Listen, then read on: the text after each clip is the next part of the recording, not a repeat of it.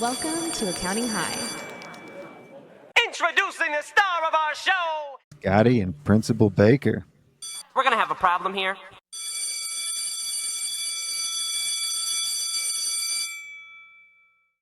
I'm back in the principal's office again. It's great to be here, Scott. I come with a book in my hand into the principal's office. This is The Creative Act by Rick Rubin. And during our last conversation, I brought up Rick Rubin. I actually compared him to you. When I was reading the book, I also thought of you.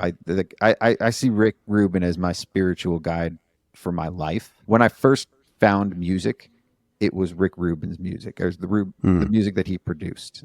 The first song that really hit me and was monumental in my life, I think I was like 8 years old. It was Red Hot Chili Peppers, Under the Bridge.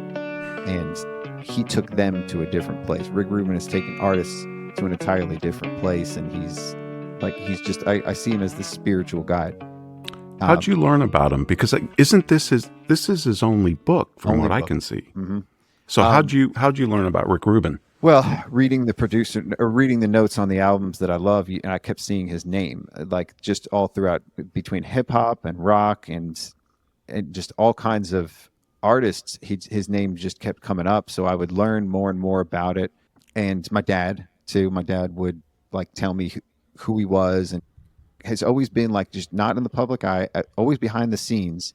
So I always knew of him as like this person in the room. The way it was described was he doesn't actually really do anything, but he contributes so much toward the art that's being produced. And what this book has done was put that into words. He's been referenced as the fifth Chili Pepper. I always saw it as music, and listening to him more, I see it as a deeper level of taking that through life, and now also with business too. Just in my life, like being able to balance the art and the purpose. You've been very monumental in changing how I ran my firm and the things that I did at my firm and the ideas. It's the ideas, the big ideas that you had always clicked with me, and I took them and ran with them. Never heard anybody else in the accounting space talking about things with the passion that you have. You're taking models that have been around for hundreds of years and upending them and using some of the other greats as examples. Like you always use Disney and Apple on the business side, and then from like an artistic and spiritual side, these are like my two spiritual guides in my life. So wow. Well, to be in the same class with Rick Rubin, wow, that's because he's my guide now after reading this book. I mean, I love this guy, and I didn't realize this was his only book. You're right, he's not in the public eye. He doesn't even have an Amazon author. Well, he has an author page, but he doesn't have a photo on it. Yeah, it's so crazy. Like this is, and that's the way he prefers it, and sure. Just the way that he lives his life. I'm walking around with this like it's my Bible. Yeah, I'm walking around with creative. I've got it on the audiobook. I've got it Audible. I listen to it on my walks now, and I just read it every night. Like when I first got it, I didn't know where to start, so I just opened up random pages and just started reading, because it's not that linear. Like the book isn't necessarily you have to read from front to back. Right. You can just dive in anywhere, really. Anywhere. Yeah. And some of it is like it threads together, and there's like themes, but you can just get anything out of it at any time. So I'm excited to dive into this with you. I want to hear first your first impressions of it. I want to hear your first take on it, because you just shared with me before we started recording. Well, what you thought of it. You mentioned him when we talked, and I didn't know who he was, although I figured out he was a music producer from what you were saying about him. And then I heard him on the Tyler Cowen podcast. Tyler Cowen's an economist. He's got this podcast, Conversations with Tyler. Here's Rick Rubin. I didn't make the connection between what you said and who I was listening to. And I was listening to him, and just, the host asks really great, phenomenal questions. So it's a really good interview. And I was just so impressed with him. I said, I got to check out this guy's book. I bought the book, and I almost put it down and closed it up because it kind of wasn't holding my attention past the 10th page or something. But then I'm glad I stuck with it, because I know you like the P word, Scott. There's profundity on every page. Ooh, that's another good P word. Yeah. You know, with this book. And I mean, it starts out, this is great. Creativity is not a rare ability. It's a fundamental aspect of being human. It's in all of us. Yeah. It's so true. We're all creative. And then people walk around, well, I'm not creative. I can't draw. I can't sing. I'm tone deaf. And I'm all those things. I can't do any of that. But that doesn't mean we can't be creative in other ways. We're creating every time we do something. Anything in life, we're creating something new. I love how he said that. And it's just, it doesn't exclusively have to be art. It can be finding a new route home was Right. one of the examples. That's creating something. Yep. The other thing I really appreciated about this guy, and now I know why he's your spiritual advisor, is because he makes the profound distinction between being physical and being spiritual.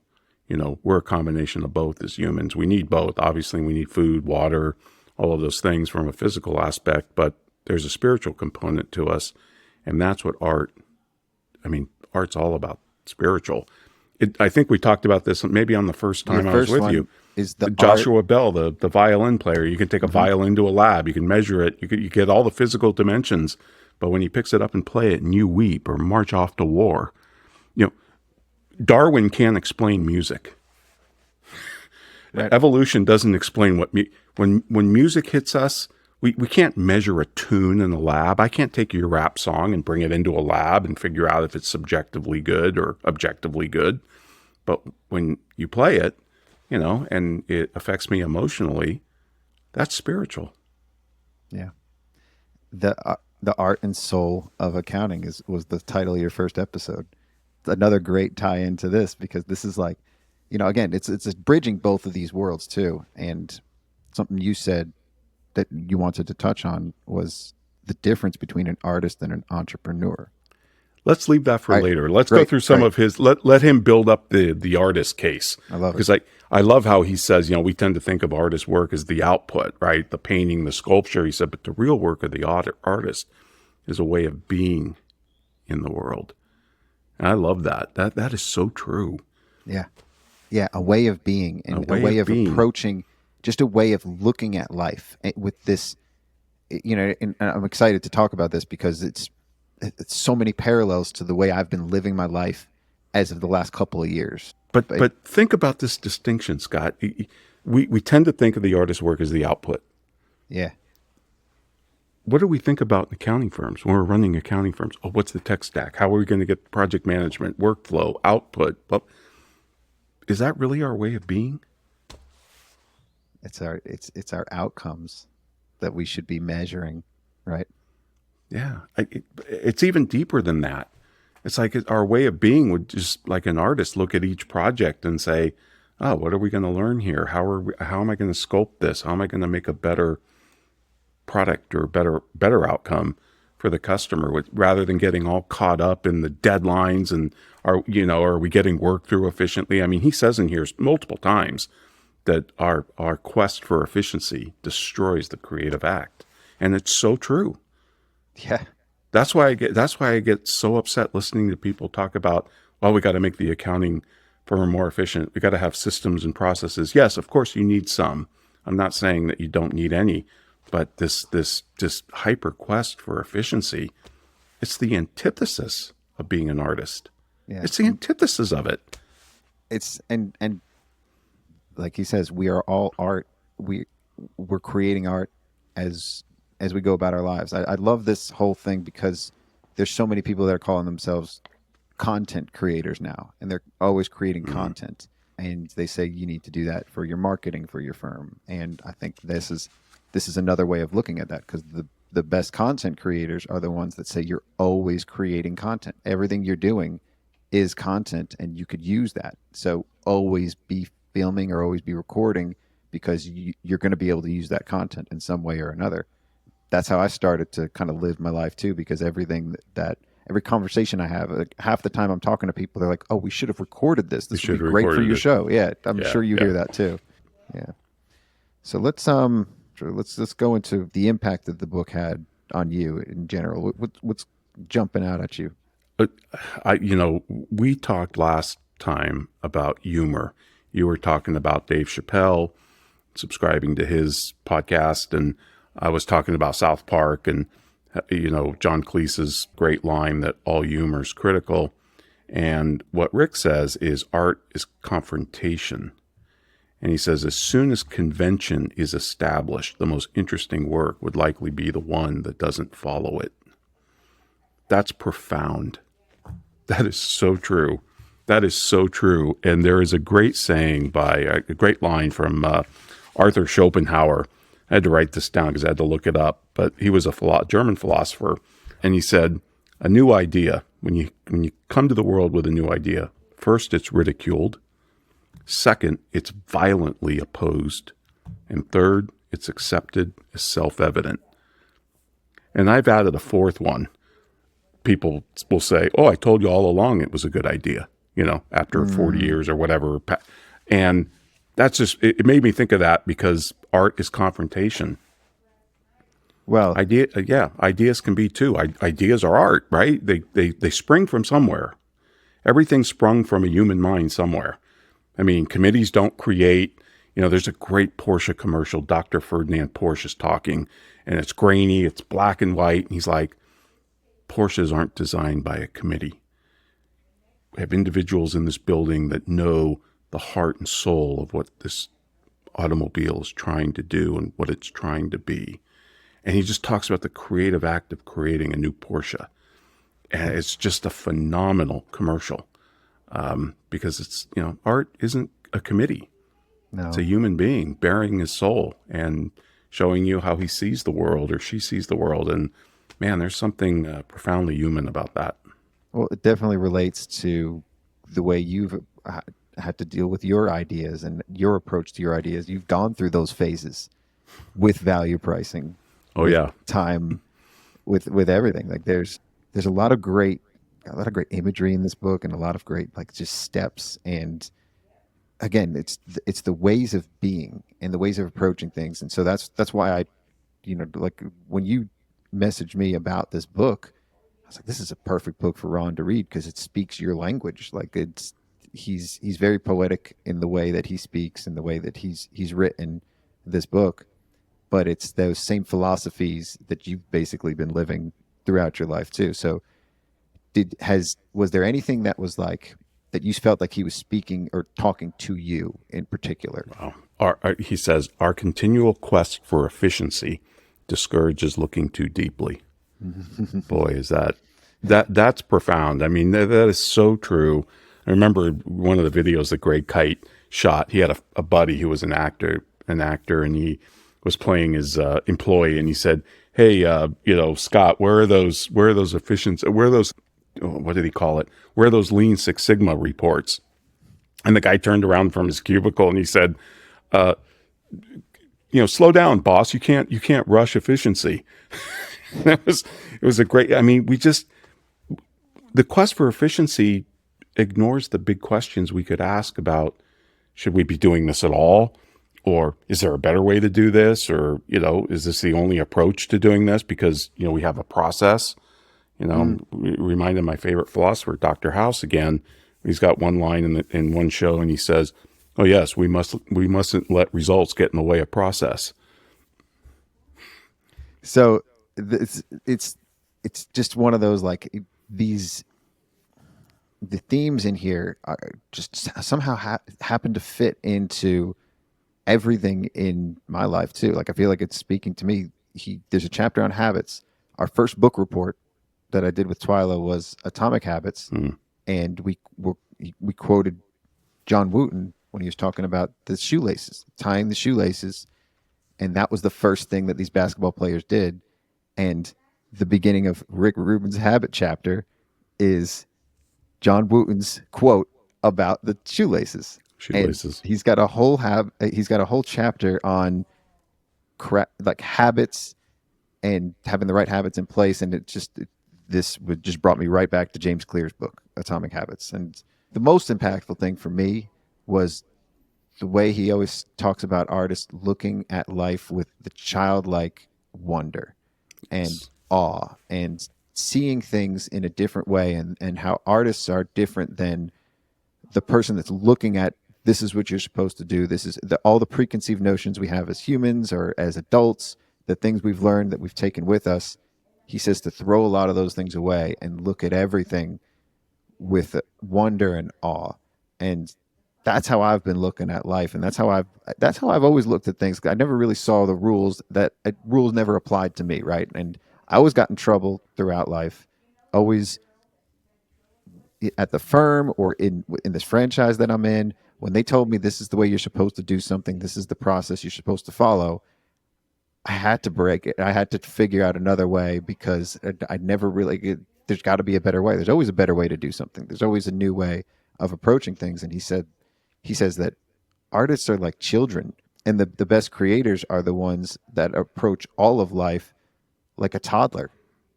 My rap name is Lil Toddler. So like the way he articulated a lot of these things are just like deep beliefs that I've already had inside of me that now have words, that now have ways of articulating. That's the best type of book too.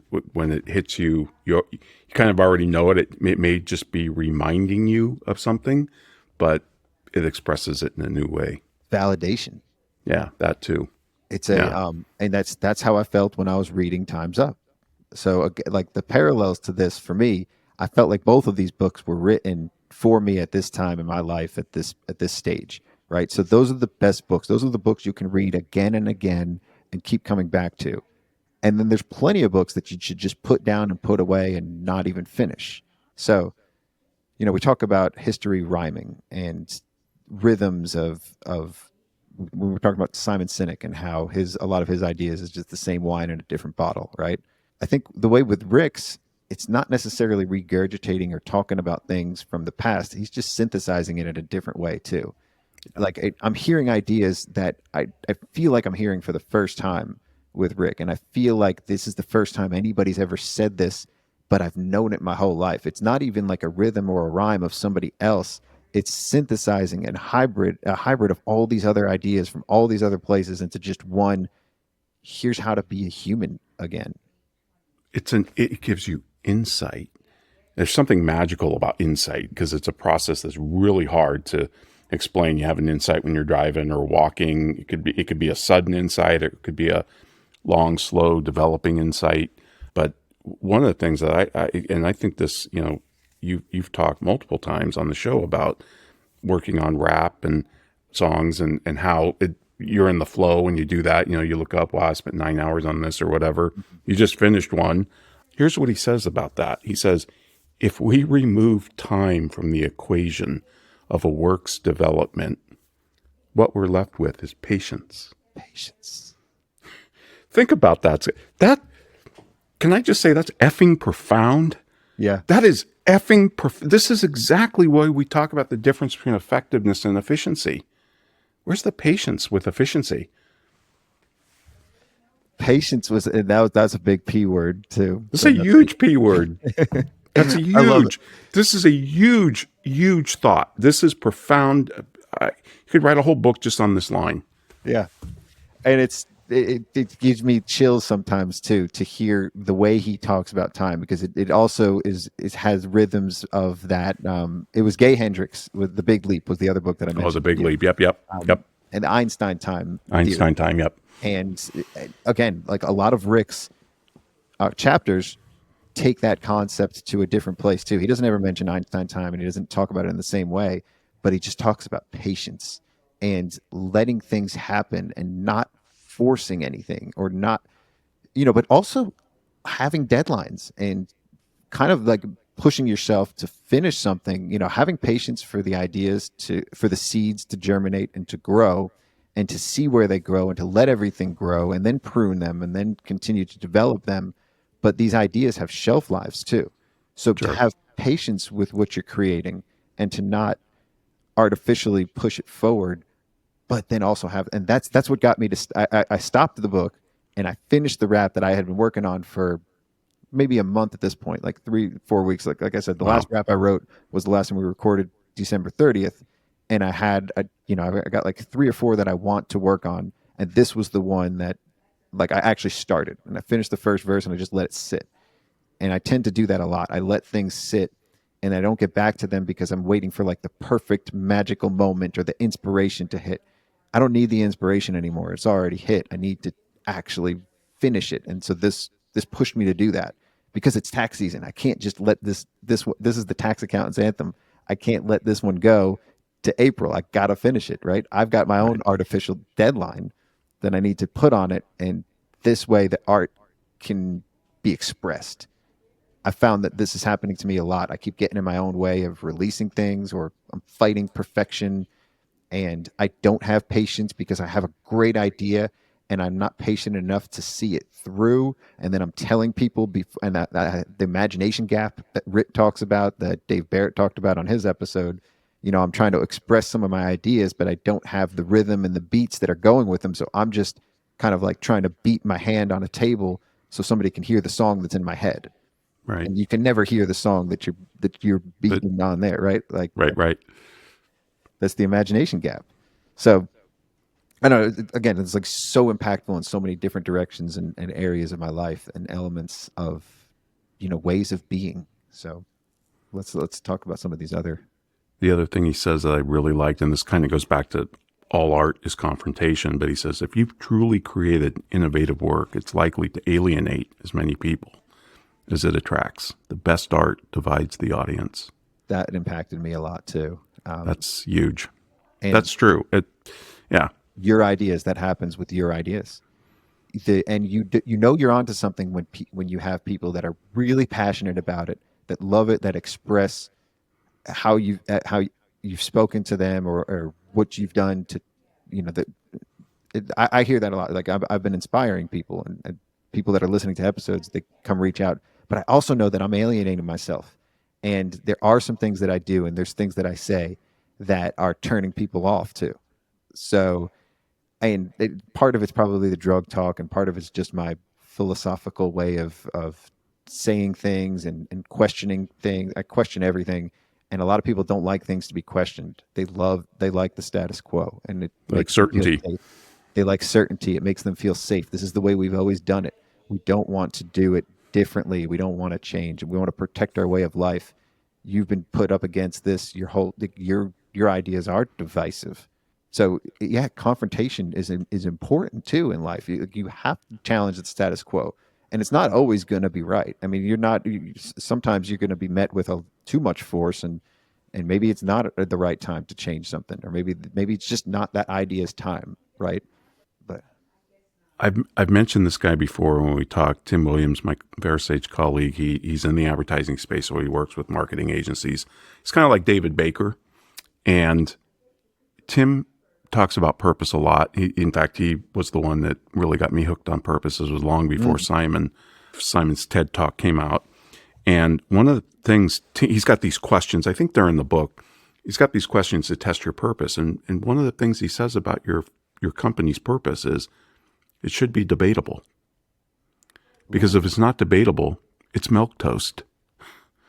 So, the purpose of VeraSage was, the only place time spent should matter is in prison. Now that's debatable, right? We can have a fight about that. We can have an argument about that. Yeah. But boy, if you put out something that's just bland, like the Super Bowl commercials this year, which I thought were horrific, terrible, because nobody wants to take a risk on offending anybody. So they use animals and, or they go back to Caddyshack themes, which is only funny because it's Caddyshack, for crying out loud, one of the best movies ever made. But yeah, we need to confront. So it's this is why I have these spiritual guides, right? Because it's validating for me to see that I'm not the only person like this. I feel alien. My first rap was CP Aliens. And sometimes I feel alien, like in the group of people. I don't feel like I belong. And I used to always try to fit in. I used to always try to like change my natural instinct to fit in with the crowd so I could be one of the crowd.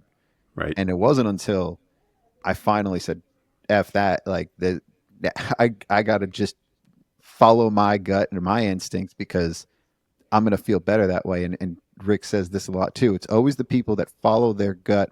Or he said this with himself too.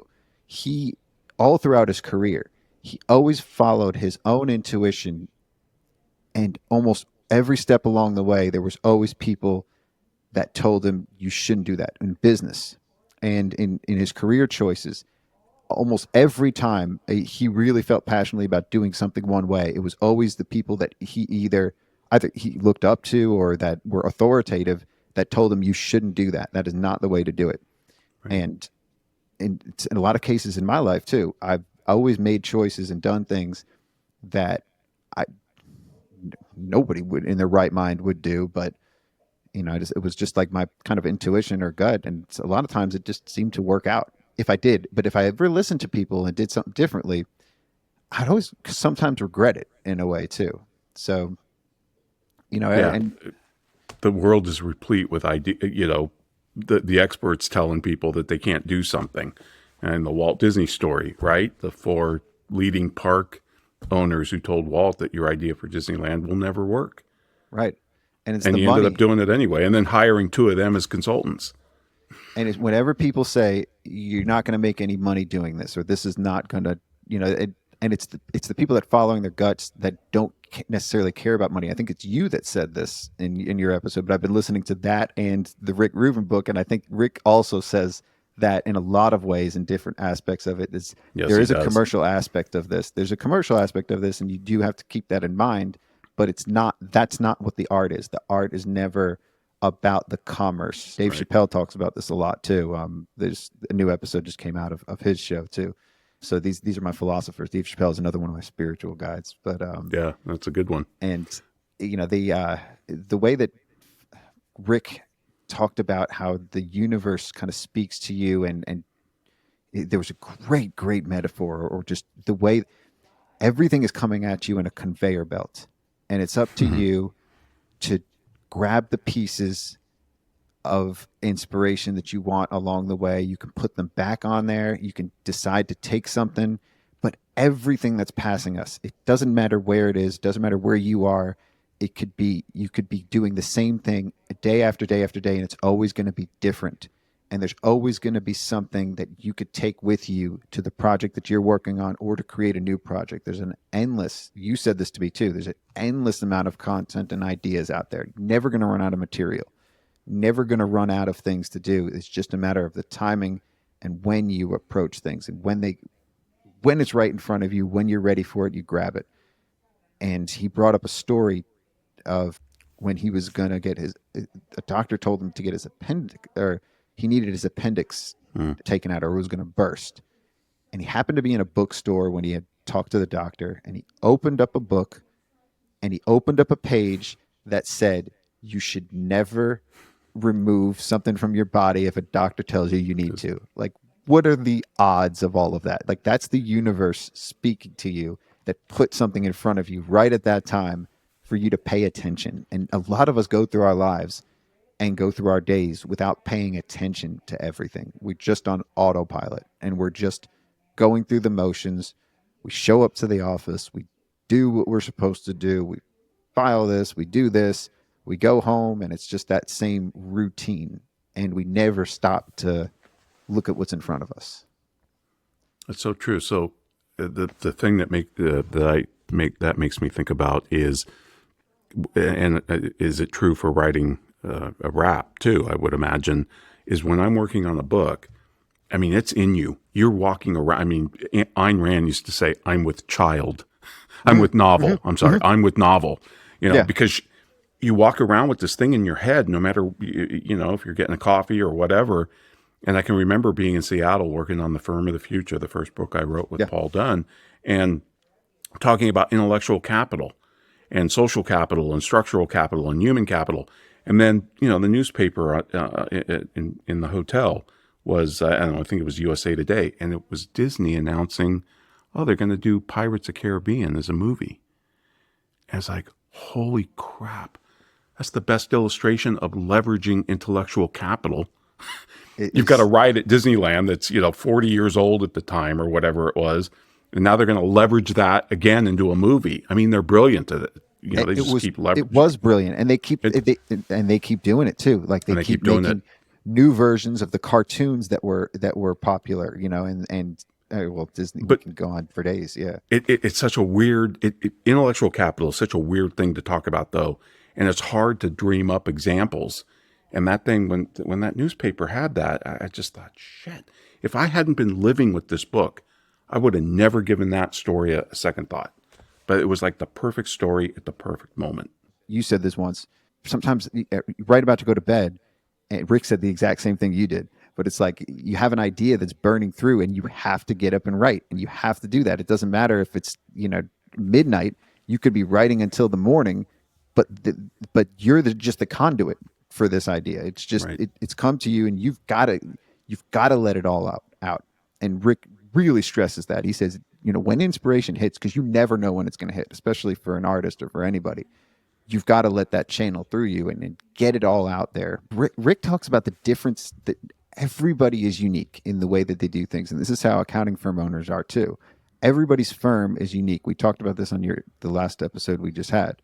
Everybody's doing things in their own different way, and there isn't one way, and you're excited to see how people are going to take these ideas and run with them. You're just presenting the ideas, and it's the firm owner that has to do it their own way. So, our listeners, our students, or anybody out there, they can take any of these ideas they want and do them their own way, or not, choose not to. And Rick says that all artists are different in the way that they create, and he never ever has any premeditated way of working with somebody. It's always adapting to them. There are ways of being, and there are philosophy of ways of doing things, but he's not rigid in the approach. He said some writers just have the idea for something and somebody else executes on it, or somebody else actually is doing the writing. Like for an author, they have the whole story lined out in their head. They have the vision for all of it, but they can't get the words out, and they need somebody else to act. They can outline it, but then somebody else fleshes it out. Some Ghostwriter. Yep. Some people don't have anybody helping at all, and they do the whole process themselves. I did this with the beginning with this podcast. I didn't have any help at all, and I probably should have. Everybody said you need an editor, you need this to do it, and I really wanted to learn. Like I wanted to learn the editing. I didn't start rapping until I started messing with the editing of the podcast. Editing. And messing with mics and learning the aspects of audio, and that's what got me to bridge, to take the next step. Now I have an editor, and I know how to work with an editor, but I had to understand all that stuff for myself too. So I'm going in a lot of different directions, but it's all with the creator and I think this leads us into the difference between the artist and the entrepreneur too, right? So it leads us to like the business owner. They are unique, and nobody's done everything the way they have. Every person obviously is a snowflake, right? And nobody has our own viewpoints. So one more thing that struck me about Rubin is he said, when we share our work and our ideas, they are replenished. If we block the flow, new ideas are slow to appear. If we live in a mindset of scarcity, we hoard great ideas, and the more we share, the more our skills improve. Choosing to live in scarcity leads to stagnation. And I've had people my entire career tell, especially after I wrote the book, my God, why would you want to write the book and just give all your intellectual capital away, for the price of a $20 book or whatever, or $80 book? And I said, because if I give it away, I have to replenish it. Mm-hmm. And that's what keeps me at the leading edge. If I try and hoard it and trademark it and, put these things on it, and it just traps you into not only a scarcity mindset, but I think you also degrade, because now you're so invested in that old idea. What if it becomes obsolete? But you're so invested in it now that you can't give it up. So give it all away. Give it all away. And then you have to replenish it. Well, the more that you give, the more that you have too. And that's that's an abundance, right? So scarcity and abundance. James Ashford talks about that a lot in his episode, and Michelle Weinstein, she's the abundant accountant. But a couple of throwaway, just real quick. I got to get this. This is so, again, just profundity on every page. The content changes the content. The context changes the content. We talked about this with Joshua Bell. He can fill the Kennedy Center and make $1 million a night, but they throw him down the Metro DC subway station playing the violin, save Joshua Bell, and he makes $35 in tips. Art is the price of making it. Exposing your vulnerability is the fee. Competition serves the ego. Cooperation supports the highest outcome. Say that one again. Back. Say that one again. Competition serves the ego. Cooperation supports the highest outcome. This goes back to our last conversation. How much should we talk about the other alliances and networks that are out there? And they're not competition. We're all cooperating to raise to a higher level, not just ourselves, but the entire profession. And he's right. Competition serves the ego. You know, Nike's famous for just do it. Yeah. But their value statement, or one of their mission statements at the time, was just 2 words: crush Adidas. Now, that probably gave something, for people to rally around and, to focus on. But what good is that? Like, the world isn't big enough for Adidas and Nike? Give me a break. This is the infinite game. This is what It is. Simon says. Simon says this for Microsoft used to have that saying of beat Apple. Beat Apple, yeah.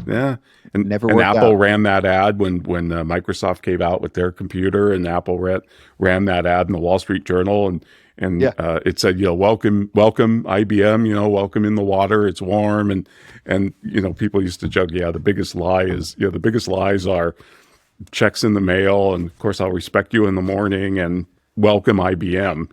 Those are the 3 biggest lies. He also says art goes deeper than thought. Ooh. Which is fantastic. And he said, this call to self-express our creative purpose, like graffiti scrawled in a bathroom stall, I was here. Ooh. Love that. Art goes beyond language, beyond lives. And the magic is not in analyzing or the understanding. The magic lives in the wonder of what we do not know. I can't wait till I have a conversation with Rick one day too. That's dope. This is some philosophical stuff that you just, It's a way of being. It is. It's just totally, yeah. But you can't like I loved. It was the Tim Ferriss interview that he had, and he was talking about the process of writing the book and the original concept of the book and how it changed over time and the length of time that it took, but it just took the time that it needed to take. And I'm just still amazed that he was able to get this into a book. Like, and as I'm reading it, as I'm listening to it, as I'm going over it again and again, it's just like perfection. Like you can't, there's no perfection. There's no perfect. It's profundity. It's profound. And it's near impossible to recreate what he's done here. Like I don't know if, and I'm, it's dangerous saying things like that. I know that, like but I don't know if I've ever had something that could be as impactful in all aspects of life. So I'm really at the edge of my seat here with the difference between the artist and the entrepreneur. Are we ready for this one yet? Jeff Bezos, in his initial, and you can go look at this online, his initial letter to shareholders in 1997, I think that's the year they went public, Amazon, he said, if it comes down between presenting this company in terms of GAAP and net profit versus free cash flow per share, sign me up for free cash flow per share. That's going to be the metric that guides me. He said, margin doesn't pay my electric bill. And, there's a huge difference between profitability, no matter how you measure it. Accrual, cash, LIFO, FIFO, prepaids, whatever, depreciation method, right? That can all be played with. Any first-year accounting student can manipulate the bottom line. That's why that old joke about the accountant, the accounting firm interviewing 3 accountants, and the first one comes in, what's 2 plus 2? Well, it's 4. Yeah. And, 2 plus 2, well, what do you want it to be, right? But which goes back to me and Ackerman's first episode, which I was arguing with him about 2 plus 2. You can't lie with cash flow. This is why, we like dividends, because you can't BS a dividend. I can manipulate GAAP books all day. I can't manipulate a dividend check to a shareholder. I love it. I love that the different lines people take different things in different ways too. And that's one of Rick's central themes too, is everybody's going to take things the way they do, but it's about how it impacts you and how that Absolutely. This was the first rap that my team actually liked at the firm. Really? One of the guys, he said this one is the most relatable one for them. Oh, that I can see for sure. Yeah, for sure. It's like this is that voice too. These are the things that we deal with every day. Yeah. Well, it's not amazing. I mean, you read about these songs that the guy wrote on the beach or whatever, and it's like, oh, geez, just it also proves that value is subjective, right? It's not based on the labor that goes into it. You could spend thousands of hours writing a piece of crap. Absolutely, that doesn't sell. Value is subjective. He uses John Lennon and Eminem a lot, and those are two of my other spiritual guides. And one thing John Lennon says is, you got to see something to completion. Like he would just, when he started a song, he would finish it. Yes. He would see it to the end. I remember reading that. Yeah. And that was profound too. Like he would wake up some nights with the song in his head, and then he would just have to go downstairs and just start writing it right then and there. Was it who was it, Lennon or was it McCartney? I forget, but you were talking about your mom and your dad, kind of being anti-rap or whatever, or at least your dad, and made me think, was it Lennon's aunt or McCartney's aunt that said, "You'll never make any money playing that damn guitar"? Oh, after they hit, it was one of the Beatles, I forget which one, but he bought her a gold-plated guitar with that saying or something, engraved on it. There's so many stories like that. Oh, you'll never, I remember one guy said to Elvis Presley, in fact, he was the manager of the Opera House, the Grand Opera, "Go back to driving the truck, son. You got no future in music." I mean, there's tons of examples of that. That's the big thing that kind of Rick was saying too. Like when the people tell you no, and when people say you're not going to make anything of it, that's all the more reason to do it. To keep doing. Nobody's doing it. That's the thing. When you do something that nobody's done, nobody's going to say that's genius. You should do that. You're going to make a ton of money doing it because it's never been done. They're going to ridicule it. They're going to ridicule it and then violently oppose it. And all art is confrontational, Yeah, I'm getting that. I'm already starting to see that there's some people, and this is another thing like Rick kind of, I don't know if this was in this book or in another one, but there's some people that are always going to see you in one way, and they won't evolve their perception of you. They won't evolve how you evolve. They won't evolve with you, and they're always going to see that, and you're never going to change that impression of them or of them. And so that tells you more about them than it does about you. I'm evolving too. Well, he talks about that evolution thing. He talks about the works we do are at most chapters. There will always be a new chapter and another after that. The work begins to look like an old photo instead of a mere image. So you're going to go back and look at these raps, 10 years from now, and you're going to have changed again. And you're going to look at it, and it's not a mirror image anymore. It's like looking at your high school photo. He also says, by definition, revolutionary ideas have no context. They invent their own. By definition. You love to say that. That's definition. Yeah, revolutionary ideas have no context. They invent their own. Again, profound. Profound.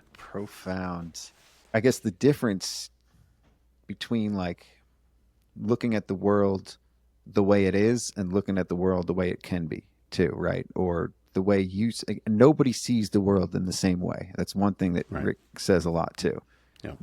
Nobody, we all have our own filters and we all have our own life experiences and everything. And that's what makes all of our voices unique. So anytime somebody creates something, it's not going to be the same. The Beatles tried to recreate or the Beatles. This is talking about the competitiveness too.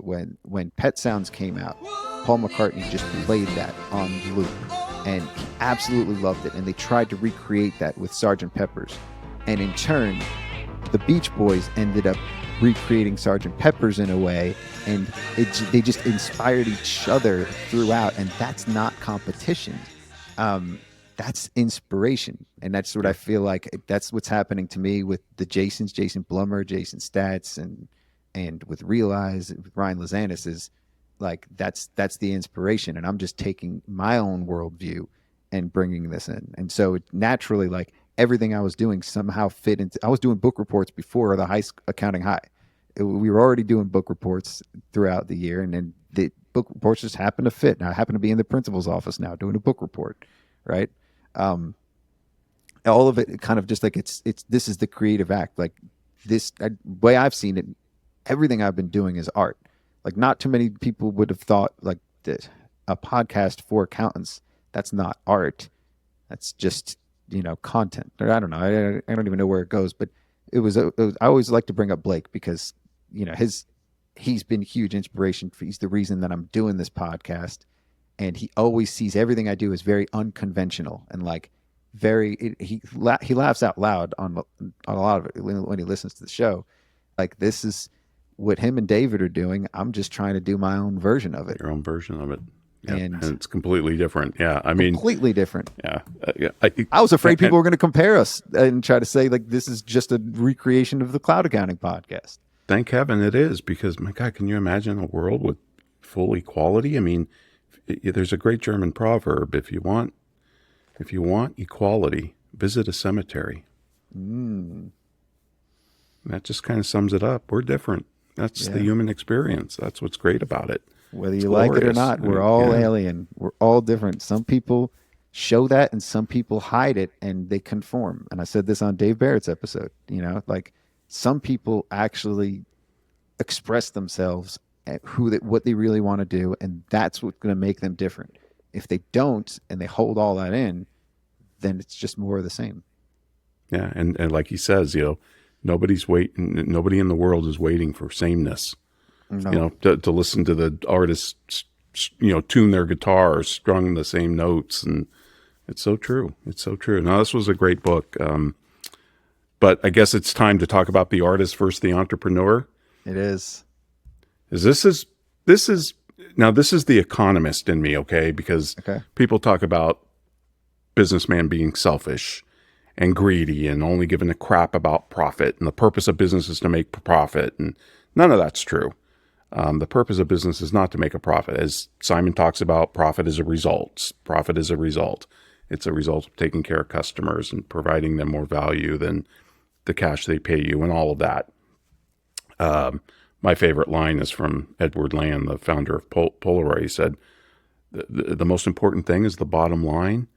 He said, how arrogant. The bottom line's in heaven. And I just think that puts everything in perspective. But so people try and equate, the entrepreneur with the artist because it's an act of creation, and it is. I mean, what Jobs did with the iPhone, the iPad, the iPod, whatever, it's an act of creation. But there is a difference, and it's a big one, and it's not bad or good. It's just there is a difference. The artist is inner directed. They're telling you how they see the world, or at least they're expressing how they see the world. You may look at the result of their work, and you may interpret it completely different, like we were talking about before. But the artist is inner directed. The entrepreneur, by definition, is outer directed. That's why my 42-year mentor, George Gilder, says that profit is an index of altruism. And altruism means other directed. So just like nobody walks into a store to please the merchant, right? You walk into a store to find what you want, the right price, and that makes you happy. What's the opposite of altruism? Selfishness? Yeah. So art is selfish, and entrepreneurs is altruistic? Yeah, I don't know if I'd say selfish that's a really good question. I never thought of that. What's the opposite of altruism? I maybe more self-interested, although entrepreneurs are self-interested. I mean, self-interest just means, we breathe. If you breathe and take your medicine this morning, you're self-interested, right? Because we all have to live. We all have to help ourselves before we help others, as the airlines say. But the point is, the artist can ignore the customer, the entrepreneur can't. The entrepreneur has to kneel down in front of the customer. He's their servant. Yeah. That's not how it works with art. I'm not saying one's better than the other. I'm just saying they are different because they have different focuses. No. I actually love this, and I'd love to expand on it a little bit here. So there is an act of selfishness with art in what Rick is saying, that you cannot listen to others, and you're not doing this for them. You're doing it for you. And what you're doing and what you're creating is self-expression. Right. And it isn't necessarily for commerce. In a lot of cases, it works, and the artists that really continue to do it, eventually they hit, and something is made for the masses. And sometimes it's the timing of it. Sometimes it's the culture. Sometimes it's the political atmosphere and whatever's going on. Sometimes it takes a long time for that art to see the light of day, even after they've been buried underground. That's when the art's revealed. But it's always the artist, and they did that for themselves. In the eyes of the entrepreneur or in the business, you can't survive without the customers, right? And Right. you need them, and you need their approval, and you need to do this for them, and you have to have them in mind. And that's what we talk about in marketing. That's what we talk about. You talk about this is a relationship that we're building, and you need two people for a relationship. With art, it's not necessarily a relationship. It's your relationship with the art. So it's you and the art. It's not you and the audience. Right. I think, and that's the pure difference. I think some art is created for commerce and with an entrepreneur's eye. Some art is with that entrepreneur's eye. Like, I think, because that's how I am. Like, and he talks about that too. Like, a lot of artists feel pain and feel joy differently than others, and I feel that. I had this happen to me. I was like Saturday night or Sunday night. I was just in pain, and I didn't even know why. And it's a deeper, longer conversation to have, but it's like it's a painful existence sometimes for me, because I feel things so hard. Like I also feel excitement and joy. Like, and so it takes me to like entirely different places, and it's a good thing, but it's also a terrible thing that I have to deal with. And it's a painful existence. And that's why Rick says a lot of artists end up finding drugs and end up finding other ways of filling those holes, because and that's why a lot of them die of overdose or die early.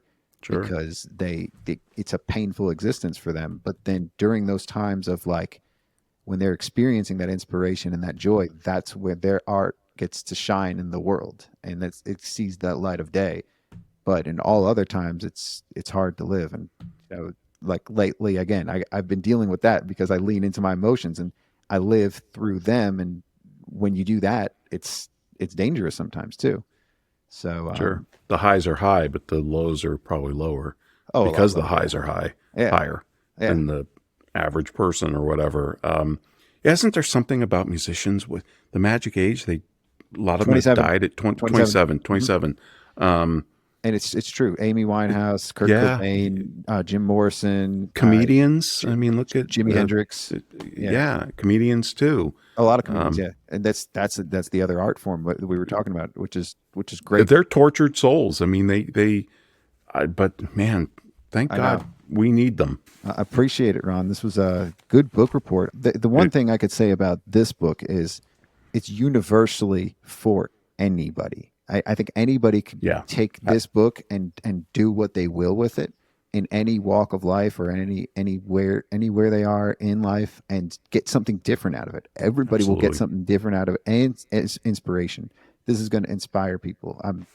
I'm so glad that you kept going past the 10th page. Like, so am I. Because I didn't even start at the 10th in the beginning. I opened the book up, and it opened.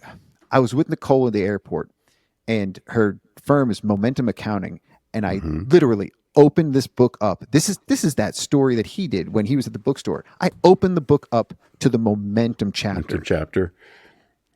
And I'm like she's not a big reader, but I was like, if you're going to read any book, this one's speaking to you right here. She's standing right there. Went to the Momentum chapter, and that's what I was doing after I got it, because I was a little. Oh, and also, I had ordered the book on the plane because I listened to the podcast with him and Tim Ferriss, and I found out about the book, and I ordered it on the plane. The next day, I get a picture from my wife showing me the book, and she thought she ordered it because she was going to order it for me. Ah, okay. And she didn't know if she ordered it. She's like, I must have blacked out and ordered this for you, but here's your book that I was going to get you. And I was like, no, I just ordered it too. So it was like it hit in all different directions. It was like the perfect timing for it. So had I not ordered it, she would have ordered it for me. And had I not ordered it, I probably would have bought it at the airport. So that's awesome. That's one of the problems with reading Kindle. You can't just open a book at a random spot like you did in the airport. But this book too, I do like to talk about the covers on our book reports. So, and I probably should have done this in the beginning, but the cover itself is an artwork. You've seen the cover, right? So that's very similar to the cover of the Broken Record podcast, except it's broken. But this looks like a record, but it's also just pure. It's just a circle, and to me, it looks like a coaster, right? It's something different for everybody, but just the feel of it, it's like it's got that woven fabric, and then on the back, it's got the circle without the dot. Without the dot. It's probably symbolic for something. He's got a bunch of like blank pages in the end to make notes, to take notes in. But what I do with books is I'll read them the first time, and I experience it just to read it, and I don't take any notes ever. Any books, I'd stop myself from making any marginal notes or anything on the side. I just try to read it. And that's one thing that Rick said too.